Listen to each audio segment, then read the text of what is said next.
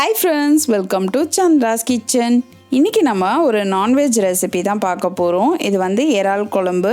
ரொம்ப ஈஸியா சிம்பிளா செய்யக்கூடிய இந்த குழம்பு ரொம்ப டேஸ்டா இருக்கும். இப்போ நம்ம எப்படி செய்யறதுன்னு பார்க்கலாம் வாங்க. ஒரு கடாயில 5 ஸ்பூன் அளவுக்கு எண்ணெய் ஊத்திக்கலாம். நல்லெண்ணெய் சேர்த்துக்கிட்டிங்கன்னா இன்னும் நல்ல டேஸ்டா இருக்கும். கடுகு உளுந்து 1/2 ஸ்பூன் சேர்த்துக்கலாம். சோம்பு, சீரகம், வெந்தயம், மிளகு இது எல்லாத்தையும் 1/4 ஸ்பூன் சேர்த்துக்கலாம். இப்போ இது எல்லாமே சேர்ந்து நல்லா பொரிஞ்சிடுச்சு. அடுத்ததாக நம்ம ஒரு துண்டு இஞ்சை வந்து நசுக்கி இதோடு சேர்த்துக்கலாம். 10 பல் பூண்டை ஒன்றும் பாதியமாக தட்டி சேர்த்துடலாம். இப்போ இது எல்லாத்தையும் நல்லா வதக்கிடுங்க. அடுத்ததாக ஒரு பச்சை மிளகாய் சேர்த்துக்கலாம். கருவேப்பிலை ஒரு கொத்து சேர்த்துக்கலாம். ஒரு 10 சின்ன வெங்காயம் பொடியாக நறுக்கி சேர்த்துக்கலாம். அடுத்ததாக ஒரு பெரிய வெங்காயத்தை நறுக்கி சேர்த்துடலாம். இப்போ இது எல்லாத்தையும் சேர்த்து நல்லா வதக்கிடுங்க. இப்போ வெங்காயம் வதங்கிடுச்சு. 2 தக்காளி பழத்தை வந்து இப்போ நறுக்கி இதோடு சேர்த்துக்கலாம். சேர்த்துட்டு நல்லா இதை வதக்கிடுங்க. தக்காளி வதங்கும் போதே குழம்புக்கு தேவையான அளவுக்கு கல் உப்பும்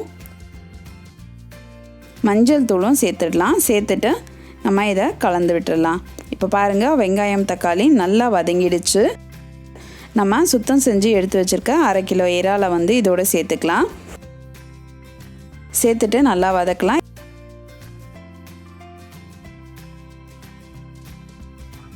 இறால் வதக்கும் பொழுதே பார்த்திங்கன்னா கொஞ்சம் தண்ணி விட ஆரம்பிக்கும். இப்போ நம்ம 1/2 ஸ்பூன் அளவுக்கு தனி மிளகாய் தூள், 2 ஸ்பூன் அளவுக்கு குழம்பு மிளகாய் தூள் சேர்த்து நல்லா இதை கலந்துடலாம்.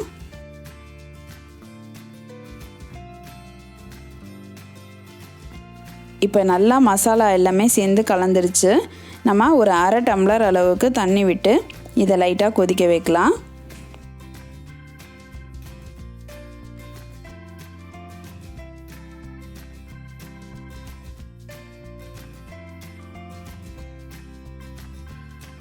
இப்போ வந்து இறால் வந்து நல்லா வெந்துருச்சு.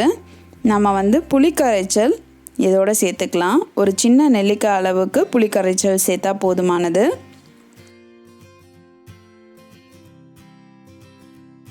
அடுத்ததாக ஒரு 1/4 மூடி அளவு தேங்காவை மிக்சியில் போட்டு நல்லா அரைச்சிக்கோங்க. அந்த விழுதை இதோடு சேர்த்துடலாம். சேர்த்துட்டு இப்போ நல்லா இதை கலந்து விட்டுடலாம். இப்போ குழம்பு கொஞ்சம் திக்காக இருக்குது, அதனால் கொஞ்சமாக தண்ணி சேர்த்துக்கலாம். சேர்த்துட்டு இதை நல்லா கலந்து விட்டுடலாம்.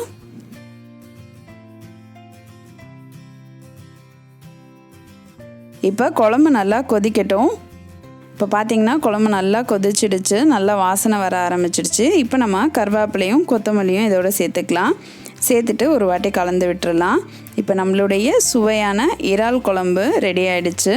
இந்த இறால் குழம்பு இட்லி, தோசை, சாதம்னு எல்லாத்துக்குமே ரொம்ப சூப்பராக இருக்கும்.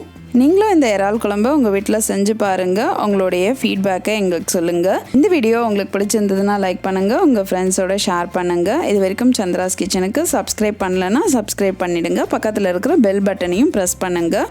நான் இன்னொரு சுவாரஸ்யமான வீடியோவோடு உங்களை சந்திக்கிறேன். நன்றி, வணக்கம்.